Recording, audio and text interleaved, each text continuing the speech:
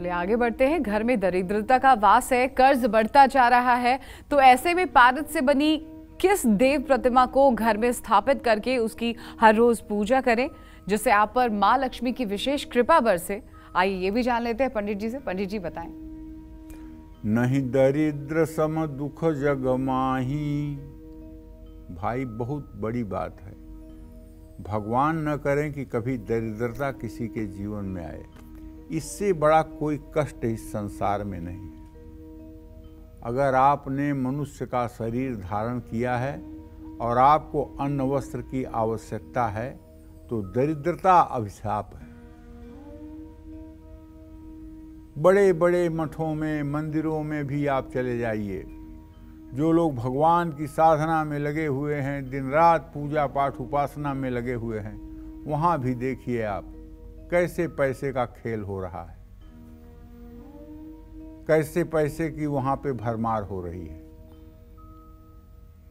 तो मैंने आपको बताया ना, श्री यंत्र का उल्लेख तंत्र राज में भी आता है, ललिता सहस्त्र नामावली में भी आता है, काम कला विलास, त्रिपुरोपनिषद जैसे सभी प्राचीन ग्रंथों में है। पारद से बना श्रीयंत्र अद्वितीय और भव्य माना गया है। जिस घर में पारद का श्रीयंत्र होता है वहां कभी गरीबी और दरिद्रता प्रवेश नहीं कर सकती है। चाहे जितना बड़ा कर्जदार व्यक्ति हो, यदि पारे के श्रीयंत्र का अर्चन करना शुरू कर दे और खास करके ललिता सहस्त्र नामावली से, अनार के दानों से अगर श्रीयंत्र पारद का है और उसका अर्चन शुरू कर दे तो 100 दिनों के अंदर बड़े से बड़े कर्ज से भी बाहर निकलने का रास्ता मिल जाता है। ऐसे घरों में 8 लक्ष्मियां अपने संपूर्ण प्रभाव के साथ स्थापित हो जाती हैं। श्री सूक्तम के अनुसार जिस घर में पारद श्रीयंत्र रहता है वहां मां लक्ष्मी साक्षात रूप में किसी न किसी महिला के हृदय में निवास करती हैं। पारद श्रीयंत्र घर में स्थापित करके उसकी हर रोज पूजा करने से सौंदर्य, धन, ज्ञान की प्राप्ति होती है और अंत में मोक्ष की प्राप्ति होती है। आप जानते हैं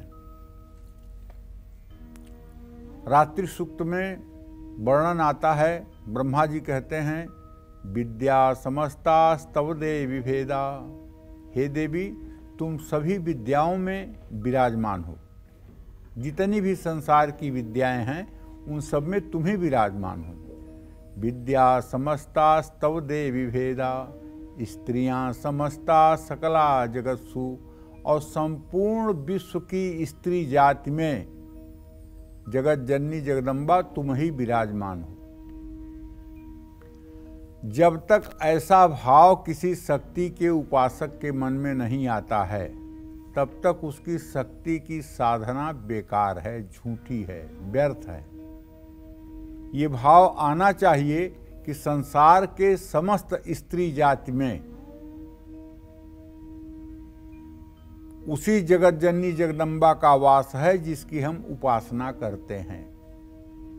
अब आप कहेंगे कि अगर पूरी संसार की स्त्रियों में माँ जगत जननी जगदम्बा है तो हम अपने पत्नी के साथ कैसे रहेंगे?